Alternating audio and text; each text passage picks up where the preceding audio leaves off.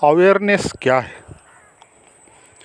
Awareness की जो स्थिति होती है उसको जानने के लिए आपको जागृत, स्वप्न और सुषुप्ति की बात थोड़ी जाननी होगी।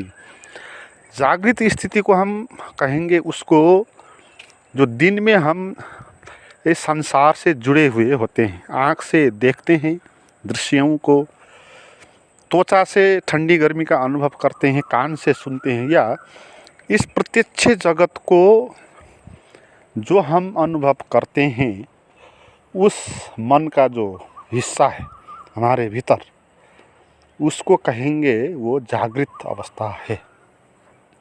और वो अवेयरनेस नहीं है, लगता है अवेयरनेस जैसा, क्योंकि जागृत अवस्था में हमको बोध होता है चीज़ क्या है, ये पेड़ है, ये आदमी है, ये जानवर है, ये आकाश है, पृथ्वी है, हम जानते हैं, है ना। मगर ये जानना असली अवेयरनेस नहीं है, ठीक है। मगर इन तीन अवस्था में, जागृत, स्वप्न, सुषुप्ति, तीन में से इस जागृत अवस्था में ज़्यादा अबोध की अवस्था होगी और अवेयरनेस की संभावना भी इसमें होगी। मगर ये अवेयरनेस ये नहीं है, क्योंकि इस अवस्था में हम दूसरे के साथ जागृत होते हैं, स्वयं के साथ हम जागृत नहीं होते, है ना। जैसे मैंने कहा, आँख से जो दृश्य दिखाई पड़ेगा आपको ज्ञान होगा, वो पेड़ है, वो आदमी है। मगर इसमें क्या हुआ, आप जागे तो, आपने जाना तो वृक्ष है, पेड़ है कहा तो, मगर आप उस चीज़ के प्रति जगे, स्वयं के प्रति आप जगे नहीं है, तो ये असली अवेयरनेस नहीं होता है। असली अवेयरनेस का अर्थ होगा कि आप स्वयं को भी जान सकते हो। जैसे बाहर चीज़ों को आप देख सकते हो, जान सकते हो, सुन सकते हो, ऐसे ही आप कौन हो, है ना, उसका भी आप अनुभव करते हो, तो उसको कहेंगे वो अवेयरनेस। उसको उपनिषद में कहा गया वो तुरीय अवस्था है ना, तुरीय अवस्था। उसको कहा कि वो फोर्थ, चौथा है। वो जागृत भी नहीं है, स्वप्न भी नहीं है, सुषुप्ति भी नहीं है। और स्वप्न हम उस अवस्था को कहेंगे जहाँ ये भौतिक संसार प्रत्यक्ष नहीं होगा, मगर उस भौतिक संसार का प्रतिबिंब होगा।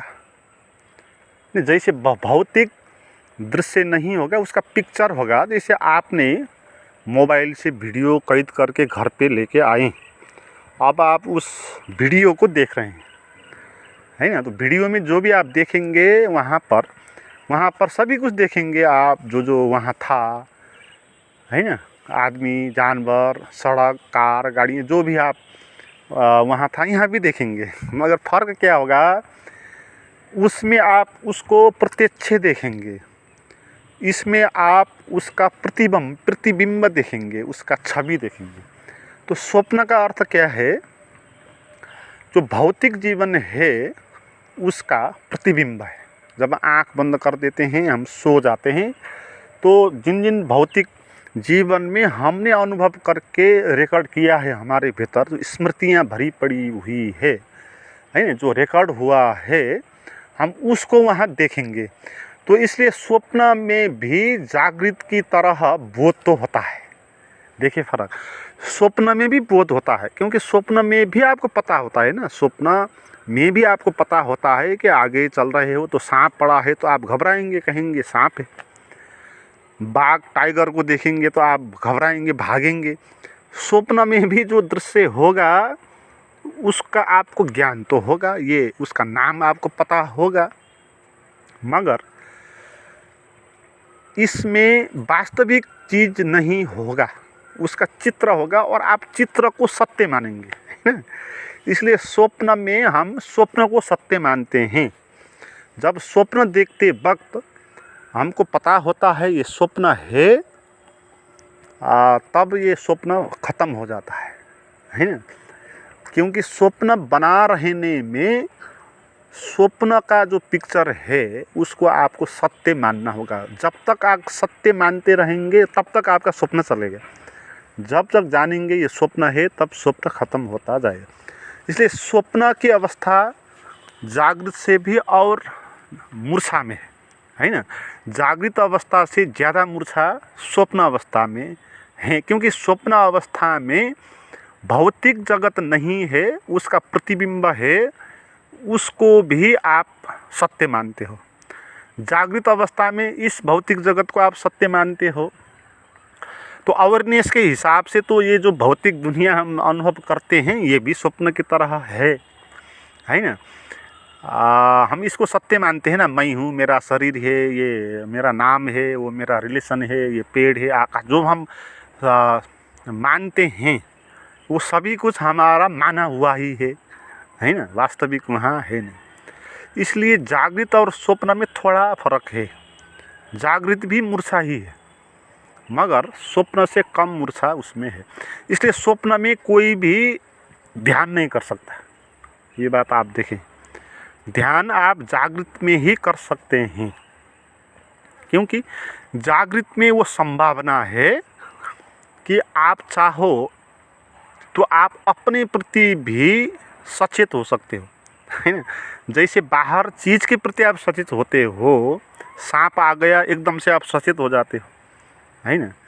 ऐसे ही आप जो हो, आपका जो स्वभाव है उसको भी आप जान सकते हो अगर चाहो तो, नहीं चाहो तो नहीं होगा। तो इसलिए आप ध्यान केवल जागृत अवस्था में ही कर सकते हैं, स्वप्न अवस्था में आप नहीं कर सकते। और फिर तीसरी अवस्था है सुषुप्ति। और सुषुप्ति का अर्थ क्या है, आप पूरे ही मूर्छित हो गए, है ना। ये मूर्छा की और निचली अवस्था है। यहाँ पर आप किसी चीज़ के प्रति भी जगे हुए नहीं है, आप बोध नहीं है। न तो आप दृश्य जगत, भौतिक दृश्य जगत के प्रति जगे हैं, न मन में चलते हुए भौतिक जगत के चित्र के प्रति आप सचेत हैं। आप सचेत ही नहीं, आप बिल्कुल ही खो गए, आप बचे ही नहीं। तो केवल शून्य बचा, अंधकार बचा, नथिंगनेस हो गया वहाँ, तो पूरे ही मूर्छा हो गया। तो ये सुषुप्ति की अवस्था है। तो सुषुप्ति की अवस्था में तो जगने का कोई उपाय ही नहीं। तो इसलिए अवेयरनेस का उपाय केवल जागृत अवस्था में ही होता है। तो अवेयरनेस क्या है फिर, हम देखें ये तीन जो अवस्था होती हैं, स्वप्न, जागृत और सुषुप्ति, ये तीनों अवस्थाएं को अलग अलग आप जान ले, हैं। क्योंकि स्वप्न अवस्था जब होती है तब जागृत अवस्था नहीं होता है, और सुषुप्ति अवस्था, एक अवस्था जब होती है तब दो और अवस्था नहीं होती। इसका मतलब जिस वक्त आप जिस अवस्था में होते हो उसी वक्त आप उसी संसार में होते हो, और अवस्था के लिए आप मर जाते हो। देखिए स्वप्न देखते वक्त जो आपका ये शरीर है, ये परिवार है, इसके प्रति आप मर जाते हो और मन में चलते हुए विचार के प्रति जग जाते हो। इसलिए हम तीन हैं, हमारा तीन अवस्था है। जागृत से हम स्वप्न में जाते हैं, स्वप्न में सुषुप्ति से जाते हैं, सुषुप्ति से फिर जागृत में आते हैं। तो ये चक्कर है संसार का, यही घन चक्कर है। और इस चक्कर को तोड़ के इससे बाहर आना है। और तीन अवस्था ऐसी है तो आप समझ ले एक चौथी भी अवस्था होनी चाहिए, जिस अवस्था के आधार पर ये तीन अवस्था आती है। ये तीन अवस्था तो ऐसी हुई आती जाती, जैसे आप किसी सड़क पर बैठे हो, वहाँ पर एक कार आई, एक मोटरसाइकिल आया, एक ट्रक आया, तीन चीज़ आया। पहले कार आया और चला गया, फिर उसके बाद ट्रक आया, चला गया, फिर बाइक आया, चला गया। तो आप न ट्रक हो, न आप बाइक हो, न आप कार हो, है ना। तो ऐसे ही हमारा जो स्वभाव है वो कॉन्शियसनेस है, अवेयरनेस है, चैतन्य है, तुरीय है, साक्षी है, जो कुछ भी आप कहें, होश है। उस आधार पे ये सब चीज़ें घटती है, उसके आधार पे उस जागृत अवस्था आती है, जाती है, स्वप्न अवस्था। अगर आप जागृत ही होते तो फिर आप स्वप्न नहीं होते, है ना। देखिए आप, अगर आप जागृत ही होते तो स्वप्न आप देखते नहीं, और स्वप्न ही होते तो फिर आप सुषुप्ति नहीं होती। तो इसका मतलब आप ये तीन में से भिन्न है, क्योंकि ये तीन तो आने जाने वाली अवस्था हुई ना। आप कौन हो फिर? आप कोई ना कोई चौथा होना चाहिए। और इस तीन अवस्था में कॉमन बात एक क्या है कि आप अपने प्रति जगे नहीं हो, है ना। तीन अवस्था का कॉमन क्या है?